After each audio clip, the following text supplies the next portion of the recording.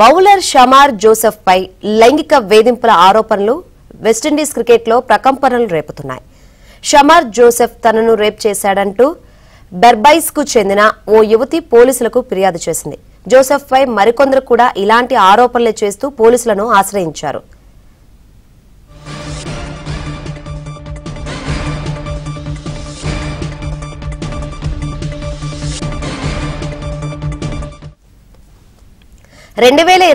మార్చి 3న Shamar Joseph ఓ యార్డుకు తీసుకువెళ్లి rape చేశాడని బాధితురాలి తల్లి పోలీసులకు మీడియాకు వివరించింది. అప్పట్లో తన కుమార్తెకు 18 ఏళ్లని తెలిపింది.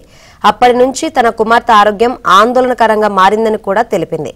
మరోవైపు గయానా పోలీసుల విచారణతో బాధితురాలు మానసిక ఆందోళనతో తీవ్ర అనారోగ్యానికి లోనైంది అని తెలిపారు. ఆమెను వెంటనే ఆసుపత్రికి తరలించి చికిత్స అందిస్తున్నారు.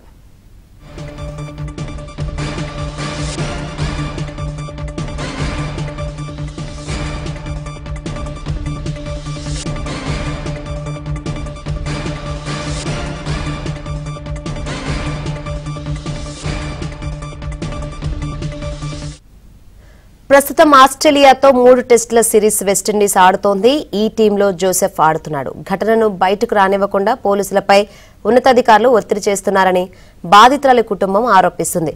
పోలీసుల తీరుతోనే తమ కుమార్తె ఆసుపత్రి పాలైందని ఆమె తల్లి వాపోయారు.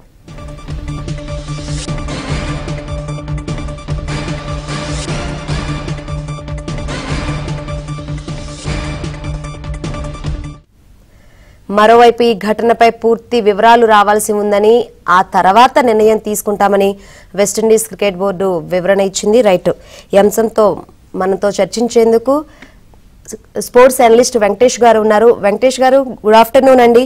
ఇలాంటి లైంగిక ఆరోపణలు వచ్చినప్పుడు క్రికెట్ బోర్డు ఎటువంటి నిర్ణయాలు తీసుకునే అవకాశం ఉందండి? అంటే ఇలాంటి ఆరోపణలు వచ్చినప్పుడు చాలా కఠినమైన చర్యలు తీసుకోవాలని, కానీ వాటికి ఎంతవరకు అవి ఆరోపణలు అనేవి ఎంతవరకు కరెక్ట్ అనేది కూడా చూసుకోవాలి. తర్వాత ఇప్పుడు ప్రస్తుతం అతను టెస్ట్ మ్యాచ్ ఆడుతున్నాడు. సో ఆ టెస్ట్ మ్యాచ్ ఆడుతున్నాడు కాబట్టి ఆ టెస్ట్ మ్యాచ్ అయిన తర్వాతే అతని మీద ఏమైనా యాక్షన్ తీసుకుంటే బాగుంటుంది. డ్యూరింగ్ ద టెస్ట్ మ్యాచ్ కంటే కూడా తర్వాత, ఎందుకంటే గతంలో కూడా కొన్ని సందర్భాల్లో క్రికెటర్ల మీద ఇలాంటి ఆరోపణలు రావడం మనం చూసాం, కానీ అవి ఎంతవరకు కరెక్ట్ అనేది కూడా కొంత ఆలోచించాల్సిన విషయం ఉంది. ఇమీడియట్ గా రియాక్ట్ కాకుండా దాన్ని ఆలోచించి కాస్త సంయమనంతో నిర్ణయాలు తీసుకుంటే బాగుంటుంది. రైట్, థ్యాంక్ యూ వెంకటేష్ గారు.